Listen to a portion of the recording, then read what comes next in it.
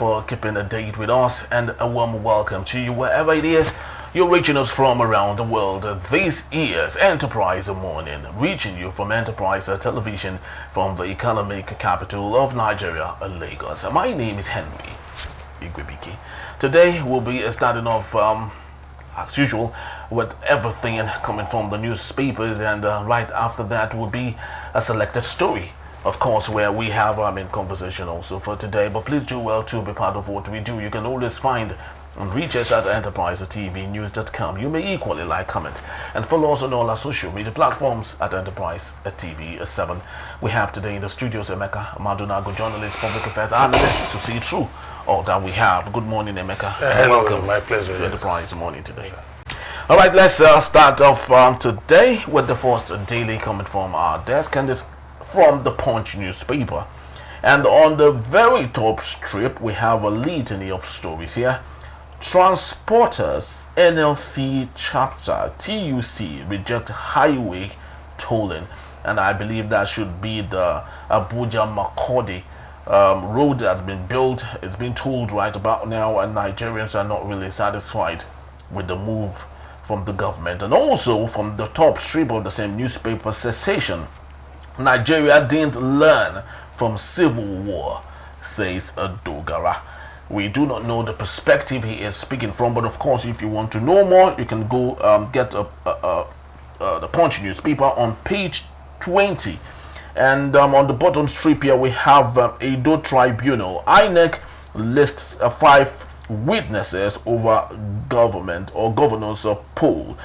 And of course, we have Tinubu demands school safety as fire kills 17 in Zamfara Islamic School. Our talking point for today is the big elephant in the room.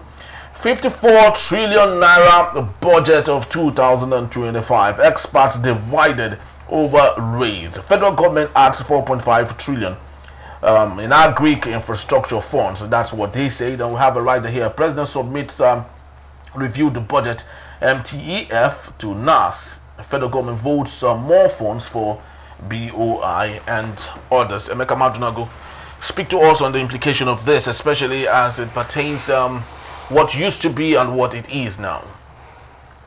You mean the budget, the 49.3 trillion, which of course has been increased to 54 trillion naira. Yeah, President Tinubu, I think he said more money has come into the economy.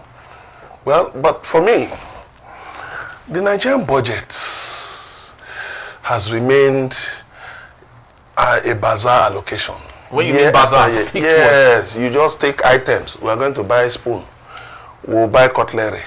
We'll buy shovel. We'll buy car. That's not what a budget is supposed to be. A budget should actually contain, projections, talk about line items. How are you expecting revenue to come in? Then expenditure. Then what is the deficit? Then in between, like the British Prime Minister, Sir Keir Starmer, what he did this year was that he told heads of line agencies, he said, I need proposals from you on how your agencies intend to make money for UK. What do you see in the budget? It's many line items on expenditure. We'll spend this, we'll buy this, we'll buy this. Then you just see anecdotes. Okay, we are going to borrow. Okay, we are projecting oil price at so and so. We are projecting the deficit. No, you don't budget like that. But those in the presidents will differ on what you just said now, because I've not had the opportunity of going through. They will only differ because people want to maintain this put in my pocket PIMP mentality.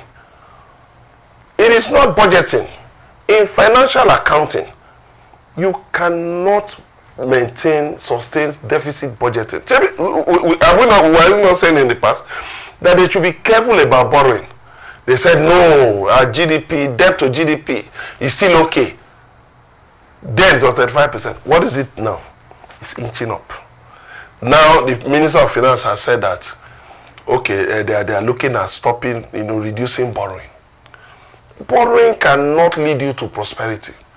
Because the point is that there is a lot of wasteful expenditure. But IMF has always said that there's nothing wrong with borrowing. Who is IMF? The World Bank. Who is IMF? Those who aid. Who is the World Bank? To giving the loan. Donald Trump is dismantling USAID, the United States Agency for International Development. Those were the people advising successive governments in Nigeria. Go this way, go. He's not dismantling them. Look, whatever solutions we want in this country must be homegrown. Let's see what this IMF, World Bank, people will stay in fancy hotels. Do they go to the villages? Have they been to my village? How do they know what is needed in my village, in your village? How do they know what is needed in the remote parts of Nigeria? Even in Lagos, how do they know what is needed, what Lagosians need? They just sit back and employ a coterie of consultants who are just there to make money, put money in their pockets, not to make the Nigerian economy develop. And that is why you see every year we keep recording a deficit, a deficit, a deficit. You are projecting dollar exchange rate at 1,007. Your medium-term economic framework is talking of 16. Your 2015, your 2025 budget is talking of 1,005. How do you establish that? But Emeka, don't you think it is more like stoning the messenger and not utilizing the message? Because if we take a look at a very good reference point here, Lee Kuan Yew, when he was building Singapore, let's not forget the World Bank was very instrumental in helping him do that. So don't you think it's rather a problem of our politicians not knowing what to do with the information provided to them by the World Bank and IMF? Thank you very much. The World Bank we don't need the advice of the World Bank. We don't need the advice of the World Bank. Yes, I will tell you why. Please do. Let the World Bank go and assist the United States that is running a huge deficit. Running a huge deficit. I think about $3 billion. Let them go and tell the world. Let them start with the United States first. Let them start with Donald Trump is now dismantling the U.S. civil service. He's dismantling many things that he believes, are responsible for the deficit of the United States.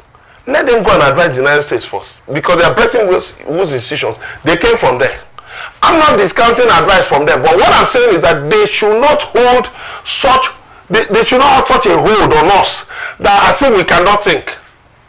Our politicians, as if our leaders cannot think, or as if all of us Nigerians can't think. All of us, because you know what, they use the trick of GDP to deceive us. GDP rose by, and I tell them, let's put GDP side by side with HDI, Human Development Index, and let's see where we are really standing. It's not enough to just say, okay, you're wearing fancy clothes and your children are not getting adequate nutrition. You dress your children up in fancy clothes, but your children are suffering nutritional deficiency. What do you call that? The GDP is the fancy clothes. They are looking very fine. You drive a fancy car. But the HDI is the quality of their health, the quality of their nutrition, the quality of their living. That is where the reality is. So what I'm saying is this. Look, you can take the advice from World Bank, take from IMF, take from African Development Bank, and then benchmark this against what other countries have been able to do. You can see today the US now has started a tariff war, a trade war. Every country is now looking at, okay, if the US won't collect our products, where else can we go to? What can we sell? So in other words, you see Canada talking about their cars. Yes, we sell our cars. If the US won't take our cars, other countries will take our cars. Morocco, for instance, has ramped up in production of vehicles. And that is a strong area for them. Where is Nigeria, apart from oil? You talk about Lee Kuan Yew. Let me tell you, Lee Kuan Yew, one of the first things he did was to deal with corruption. He dealt with corruption. Very sure. Because what you see is this. The same IMF and World Bank telling you to increase VAT to 15% should tell us how production, what is the level of production of productivity in Nigeria? What's the level of production? Why are you more interested in taxing so much consumption? What fuels that consumption? Like I've been lambasting people. You tell me, they say there's no money in Nigeria, things are tough. But you go to clubs are full. People are buying cars. I say, let me tell you something. Dig very deeply to find out where the source of those things. Some of those things are from terrorism, some from drug trafficking. Much of it is from looted funds, the looting of the treasury. Let me tell you, if you tighten the treasury today, If you you see what NDLA is doing. Look at even ordinary business people. Ordinary people in professions are being caught trafficking drugs. Yeah, definitely. But those are the same people that will launch a house. Oh, you know, small boy, big God. And then they will say, oh, you see, is this not the same tough economy? Is this not? I'm not discounting honest labor. Yes, there are Nigerians who are working hard, honestly, and making a living for themselves. But people who are working hard for their money will not make noise with their money. Will not go to parties and be splashing money. People who do such are criminals. Quote me anywhere. Nobody worth his salt who has worked hard for his money, his or her money, earned a living. I'm talking of earning a living. What we do is to accumulate money. We acquire money. We don't earn a living. Not many Nigerians earn a living. And that is why you see, I asked a question. I was challenging a cleric on Facebook. I said, that posted something like that. I said, let me tell you, she covered it, said, may God come for you this year. I said, hello, hold on. Let's stop encouraging primitive acquisition of wealth by adding God to it. Remove it. First of all, encourage people to go and work and earn a living. Then we can now talk of how God will bless their efforts. Don't just mix apples and grapes, together. And you think, we are not discerning enough to know the difference. And what is the difference? We dwell so much on consumption. What are we producing today that we're exporting? If we can ramp up our exports, for instance, I'll give you an instance where we can ramp up our exports. Agricultural produce.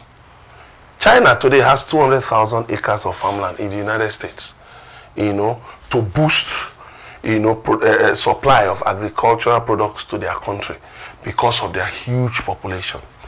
Now, China has been buying swaths of land in Nigeria. Why can't government sit down with them and ask critical questions that, what exactly can we get from this? Look at El Salvador has told the United States, okay, we've been able to deal with criminals in our country, right? Just pay us a small fee and then hand over criminals, even American citizens, convicted criminals, hand them over to us.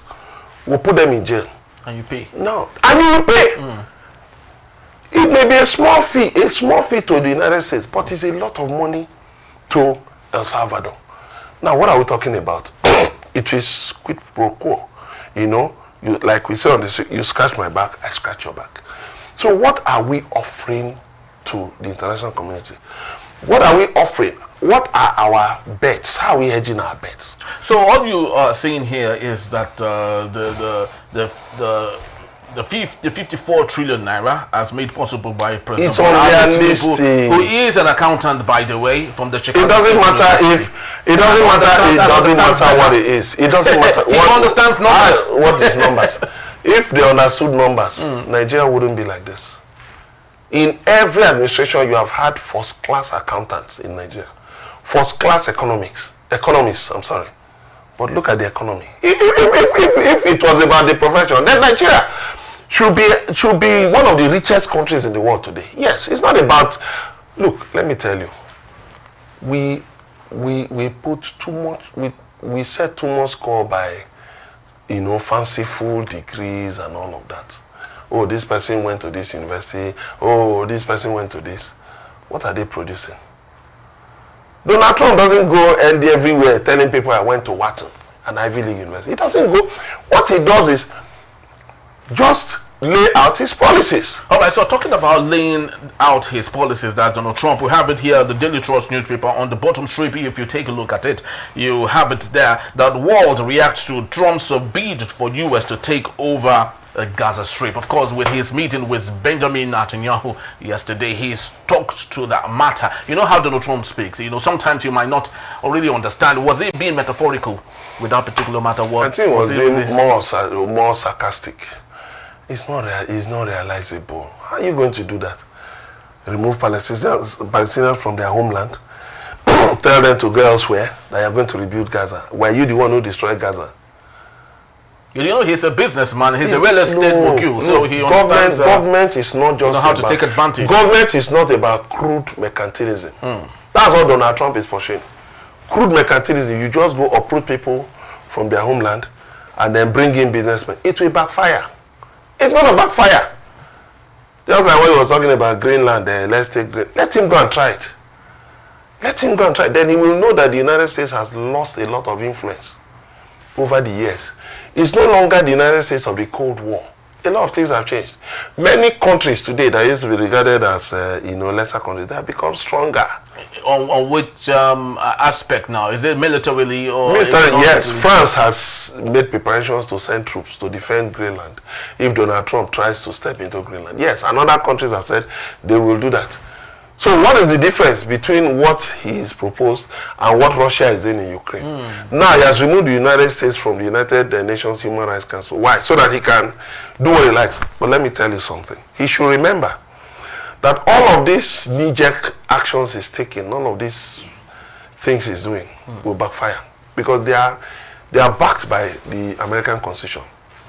They are backed by different amendments.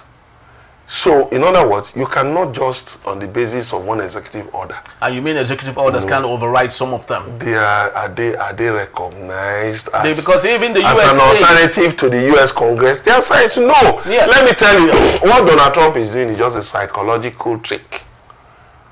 Overwhelm them. Sign 42 executive orders in one day. So that, you swamp people with information, flood them with so much information. Now they are dealing with this, you bring another one. They are dealing with this, you bring another one. They are dealing with it, just like a factory trolley. So he's very conscious of what he is doing. It's psychology, but he is not out to achieve any, because already he's backtracking on the things he has said. Citizenship by birthright, which is constitutional. He jumped into it. Now he has dodged. He has gone back. Freezing of because a court stopped him in his tracks. Freezing of aids and grant. He has gone back. You see all those 42 orders, he's going to go back. He's going to backtrack. Let me tell you, government is about proper thinking, planning, articulation of policies. You don't just jump in, like, I ask my colleagues, some of you cause problems for politicians. You say he hit the ground running. What is hitting the ground running? Is anybody running after him? Let him come out. With his, look at his campaign promises. Look at the reality on the ground. Then sit down, with his team. Then articulate policies. And articulating policies is different from making campaign promises. It's different. You've got to face the reality on the ground. That's it. You've got to face the reality on the ground. And so, just outsourcing, you say you're going to make the U.S. civil service more efficient. You're now outsourcing it to a businessman. To Elon Musk, and you think that that's going to make them more efficient. No way. You're not going to succeed. You're not going to succeed. Look, the U.S. bureaucracy is not Twitter. It's not one business organization. It's different. In a business organization, you can do what you like. You can behave like a tyrant, like a bureaucrat, like a dictator. But in a bureaucracy, there are line items, reporting lines. And you cannot just throw those overboard as if you are running a hotel or a resort, or you are running one car wash. No. You got to run things properly. Because these things, there's a history behind every policy. Well, the truth remains that Donald Trump is a real estate person. Already, I guess he must be thinking of maybe erecting the biggest Trump Tower in Gaza. It cannot work. Because the future governments are going to demolish it. And he will pay heavily.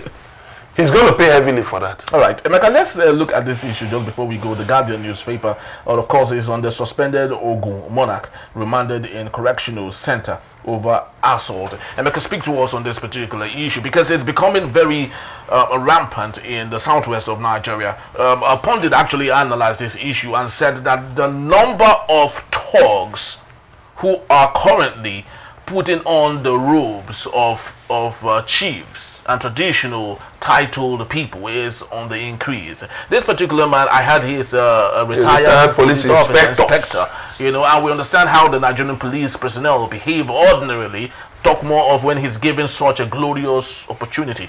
Speak to us on the issue of what the pundit has said. Talks have taken over our traditional chieftaincies in I wouldn't in agree. the region. No, I won't agree with that. He actually mentioned Olo. Yes, He's an ex-convict in the United States. I know. And his, but what about traditional rulers in the north who have been sacked for aiding bandits, for aiding terrorists? What will you call that?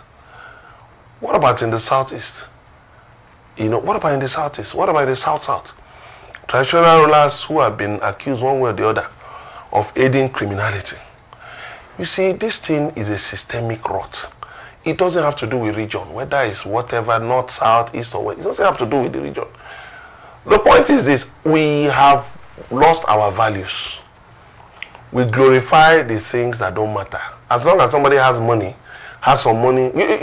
You saw what happened in the case of selection of the Alaafin of Oyo. Some of the kingmakers were accused of one thing or the other. Those are the things happening in many places. Doesn't matter where it is. Happening in many places. As long as somebody has some money to throw around, they can, do a lot of things. But no matter the region it's happening, I think it's something that's condemnable. We should condemn it. No, I'll just lay the information. Going to the point of that, what we need to do is to condemn what is wrong. Let's not regionalize it. Let's not ethnicize it. Let's condemn. It is wrong. It is wrong. It is criminal. It's abhorrent. It is unlawful. That is what we should do. Now, the same traditional ruler who said he had the Nigerian police in his pocket, he was granted bail. He couldn't meet his bail conditions. He now had to be remanded in prison custody. That tells you a lot about what the law should be and how the law should function. The law should not be in anybody's pocket. The law, justice should be done and be seen to be done. Because how can you humiliate a 72-year-old grandfather like that? He was prostrating for you. You said you will kill him, you will finish him, nothing will happen. How dare you? Then the law needs to investigate this man, to know whether he has actually done the things he said he would do to this man, whether he has done it to other people. You see, it also behoves on us in our respective communities to look into this selection process, to look into the characters putting themselves forward for leadership positions. It doesn't matter whether it's political, whether it's traditional. We must make sure that we don't put the wrong type of people. Because leadership is service. Yeah, actually someone mentioned Asari and was questioning why Fubara, would of all people, have Asari Dokubu as That's very sad. But is he the only one? What about Teketon? What about, in some states, somewhere in the north, wasn't a bandit given a traditional title. Very true. Wasn't a bandit celebrated. The thing is about the weakness, the weakness of institutions. If our institutions, our democratic institutions, can be strengthened such that they can withstand pressure. If you can have men and women of impeccable integrity, unimpeachable integrity, who will say no to any kind of inducement, you will see our society will be better. Now, the 6 weeks suspension has been given to him. Do you think that's enough? 6 weeks or 6 months? Okay, six months. Yeah, yes. 6 months. 6 months suspension. Well, I cannot tell the state government what to do because, honestly, in administrative matters, of course, they've taken the first step, which is suspending him while investigation takes place. And we must commend the state government and Nigeria police for acting swiftly by arraigning him before a court. Now, he has been granted bail. He couldn't meet the bail conditions. He was remanded in prison custody. But the case must be seen to the end to serve as a deterrent. Because the dignity of man must be upheld. The dignity of man goes far back. Is it 14 something? You know, the Magna Carta. You know, the Bill of Rights, the various treaties, the African, Charter on Human and People's Rights, all the treaties to which we subscribe, the Treaty on Human Rights, the United Nations Treaty on Human Rights, and all of that, all of those treaties to which we subscribe to as Nigeria must be respected. We must ensure that they are well respected by everybody, irrespective of their standing in society. Very, very true. It's interesting to note that right before we had all the glorious time with governance and evolution to constitutions. Of course, the traditional ecosystem was there for us. They were there to take care of the society, amend offenses between people who had issues, and of course make the community a better one. That was when leaders, who of course were holding those traditional titles, were people of great repute. But now, unfortunately, it's the reverse. It's about the time we have for this particular segment, and just to let you know, Emeka will be here to take us on our main conversation for today. That's when we return. INEC arraigns a university professor over electoral fraud. That in a bit is still Enterprise Morning. Please don't go anywhere.